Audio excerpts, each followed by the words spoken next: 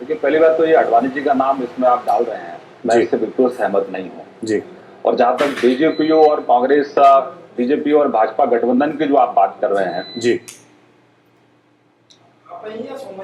मैं इसकी तह में जाना चाहता हूं कि लालू और कांग्रेस के कुशासन से बिहार को मुक्ति दिलाने के लिए भारतीय जनता पार्टी ने श्रीमान नीतीश कुमार जी को अपना मुख्यमंत्री घोषित किया था।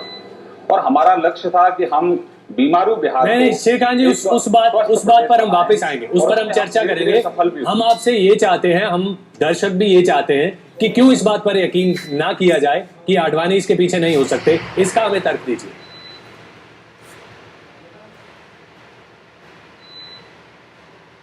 तो इसका तर्क ये है कि जिन श्री लाल कृष्ण आडवाणी जी ने जी भारतीय जनता पार्टी को पाला पोसा है जी और आज इस स्थिति में लाकर खड़ा किया है कि हम सीधे सीधे कांग्रेस को चुनौती दे रहे हैं और कांग्रेस मुक्त भारत निर्माण का संकल्प भारतीय जनता पार्टी के कार्यकर्ताओं ने जी जी आडवाणी जी भी तो यही चाहते हैं, श्रीकांत जी, आडवाणी जी भी तो यही चाहते हैं कि मैंने पार्टी को पाला पोसा है और मुझे ही वही पार्टी साइडलाइन कर रही है। वही गलत है।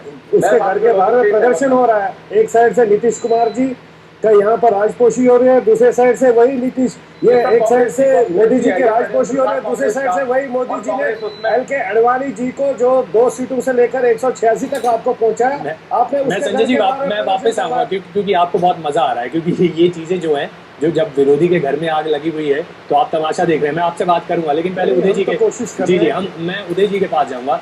उदय जी, आप पुराने समय से राजनीति ये देखते आए हैं, क्यों आडवाणी ऐसा नहीं कर सकते, क्यों ना करे, बल्कि ये कहा जाए आडवाणी। और मैं इस चीज़ को मानता हूँ कि हो सकता है कि उन्होंने किया है, क्योंकि मैं इसके पीछे जाना चाहता हूँ।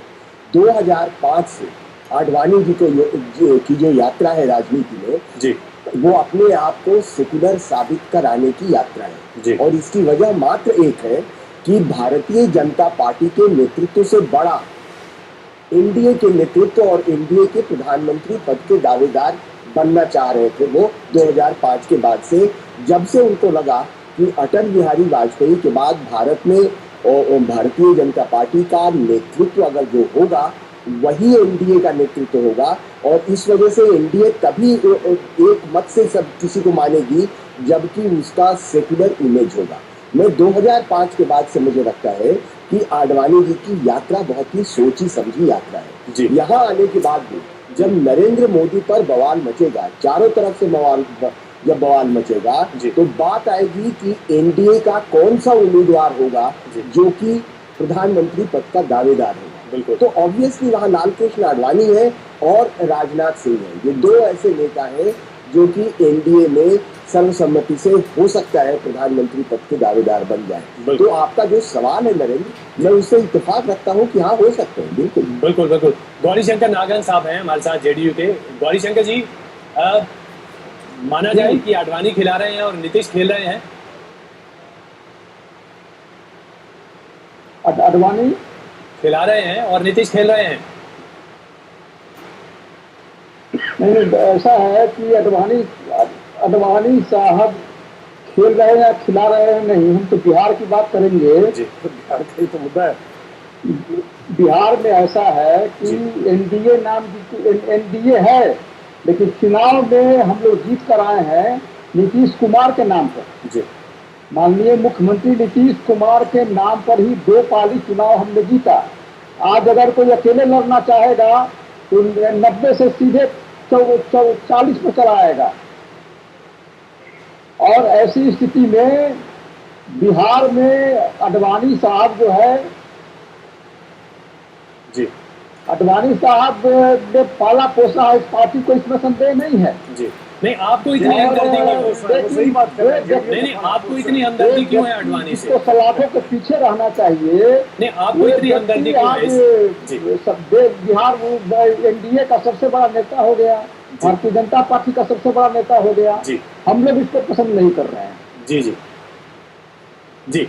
अब संजय जी, आपकी बारी है। आपके तो जिसको कहेगी दोनों हाथों में लड्डू है, ठीक है, कोई भी जीते कोई हारे, ये आपके लिए तमाशे वाली बात है? नहीं, तमाशे वाली बात, बिहार हमारा प्रदेश है, मेरा नेता बिहार से है जी, इसमें कोई बात ही नहीं है। इसमें हमें कहीं कहीं तो दुख भी होता है, और कभी जिस तरीके से जेडीयू आज खेल रही है वो तो जस्ट मराठी वोट के लिए कर रही है, खुली बात है जी। और उनको कोई रिजर्वेशन है मोदी जी के साथ, ना कोई रिजर्वेशन है बीजेपी के। अगर रिजर्वेशन होती, मोदी जी ने गोधरा कांड किया, उस टाइम नीतीश कुमार जी रेलवे मंत्री थे, अगर मेरा नेता रामविलास पासवान जी उस टाइम कोल मंत्री थे, उसके अपोजिट में वो खड़ा रिजर्वेशन करके बाहर आ गया कि माइनॉरिटीज के ऊपर जाती हो रही है, और उसके बाद 1 महीना वो वहां पर रहे गुजरात में, और वहां पर माइनॉरिटीज और इन सब लोगों के साथ में बैठकर उनको मिलाने का काम किया। तब तो नीतीश कुमार को कोई एलर्जी नहीं थी। आज इसको एलर्जी इसलिए ही हो रही है, जस्ट सिंपली माइनॉरिटी का गेम है। उसको लग रहा है कि मैं माइनॉरिटी को रुझाने का काम करूं, जबकि मैं वही बिहार की बात कर रहा हूँ। फारबिसगंज में जस्ट 6 महीने पहले इसी नीतीश कुमार ने 18,000 मुसलमानों को उनके घरों से उठा दिया और भगा दिया, वहां से सामने फेंसिंग लगा। मैं इसका जवाब गौरी शंकर जी से चाहूंगा। वहाँ प्रेग्नेंट लेडी को मारा गया, और नीतीश कुमार ने उस माइनॉरिटी बेचारी ने जब उसको मारा गया, छोटे बच्चों को मारने के बावजूद एसएसपी तक को वहाँ से हम लोगों ने धरना प्रदर्शन दिल्ली में भी किया, वहाँ भी किया। संजय जी मैं वापस आऊंगा आपके पास, गौरी जी को बोलने दीजिए, मैं वापस आऊंगा आपके पास। गौरी शंकर जी, इसका जवाब, मंत्री थे, रेल मंत्री थे जब गोधरा कांड हुआ, और उसके बाद आडवाणी पर भी तो बाबरी मस्जिद के विध्वंस के कई सारे आरोप हैं। मैंने देखा जाए ये बिहार में नीतीश कुमार नहीं होते तो आज बात ही दूसरी होती। नीतीश कुमार ने बिहार को अरे गौरी जी, आप उस बात पे नहीं आ रहे जो आज भी बिहार में मुसलमान के साथ दुर्व्यवहार नहीं हुआ है,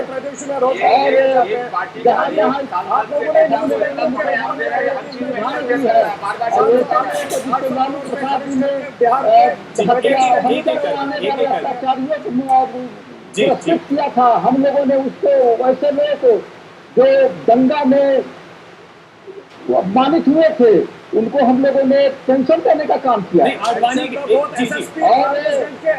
ट्रांसफर किया। संजय जी, गौरी जी, एक सीधा सवाल, आडवाणी के नाम पर आपको ऐतराज क्यों नहीं है? उन पर भी तो रथ यात्रा के जरिए वो सेंटिमेंट भड़काने के आरोप कई बार लगते रहे हैं, आप भी लगाते रहे हैं। उस टाइम कर्नल थे। आडवाणी जी सेक्युलर कैसे हो सकते हैं? आडवाणी के नाम पर वो दंगा कराने वाले नहीं न रहे हैं। गुजरात में दंगा चला है, 3 महीने गुजरात में दंगा चला है, और आडवाणी के नाम पर दंगा का नहीं हुआ है। वो तो मिला जुला कर चलने वाला। श्रीकांत जी, ये सवाल तो अपने आप में बनता है ना कि आडवाणी के नाम पर सीधे जेडीयू को ऐतराज नहीं है, इसका मतलब क्या है? अगर जी संजय जी, मैं आपके पास वापस आऊंगा। श्रीकांत जी, अगर सेक्युलर का पैमाना है तो वो तो सबके लिए बराबर होना चाहिए, आडवाणी भी और मोदी भी। धर्म का निर्माण किया था जी श्रीकांत जी, तो अगर बिहारी बच्चे के इस बात के कहने के बावजूद भी आडवाणी जी ने इनको सेव किया, बचाया, इनको तो उसी समय इस्तीफा दे देना चाहिए। निकल के आ गया उस टाइम। जी श्रीकांत जी कहिए। संजय जी बोलने दीजिए। श्रीकांत जी कहिए, क्या कहना चाहते हैं? सेक्युलर का पैमाना अलग अलग जेडीयू का नजर नहीं आ रहा आपको? नरेंद्र जी, आप तो देखिए, मैंने आपको शुरुआत में कही थी, हमारा देखिए फिर बोलना शुरू किया इसने संजय ने। जी नहीं बोले, आप अपनी बात रखिए। हमारा लक्ष्य था बिहार को प्रगति के पथ पर लाना। हमारा लक्ष्य था बिहार को बीमारू प्रदेश से स्वस्थ प्रदेश बनाना, और 15 साल के जो लालू का कुशासन था उसको निजात दिलाना। आज पूरे देश भर में बिहार की आपको फिर देखिए श्रीकांत जी, आप डिस्कशन को कहीं और ले जा रहे हैं। श्रीकांत जी, आप डिस्कशन को कहीं और ले जा रहे हैं। हमारा सवाल सीधा है, सेक्युलर का पैमाना जेडीयू का आपको अलग नजर नहीं आता? मोदी और आडवाणी के कैसे? बिहार की जनता का जिसमें हित होगा, मैं आपके एजेंडे पर तो चर्चा नहीं करूंगा जो एजेंडा लेकर आप बैठे हुए हैं। इससे बिहार की जनता को, देश की जनता को कोई फायदा होने वाला नहीं है। नहीं, जो हम आप अपनी बात आप रखिए, आप विकास की बात, लेकिन जो सवाल है उसका जवाब तो देंगे आप। 831 बलात्कार बिहार में हो गए पिछले 8 महीने में। वही आपका आपके नीतीश कुमार बीजेपी की बार-बार आप अपने सवाल को देखिए श्रीकांत जी, ये माफ कीजिए लेकिन ये भी कोई राजनीतिक मंच नहीं है जहाँ पर आप सिर्फ विकास की बात गिनाएंगे। यहाँ विरोधी बैठे हैं, उसको आप जवाब देना पड़ेगा। विकास की बात करें संजय जी, हम वापस आएंगे, एक छोटा सा ब्रेक ले रहे हैं। ब्रेक के बाद हमारे साथ उदय जी भी हैं, जानेंगे जरूर कि ये पैमाना अलग अलग दरअसल क्यों है जेडीयू की नजर पर। एक छोटा सा ब्रेक, जल्द लौट रहे हैं।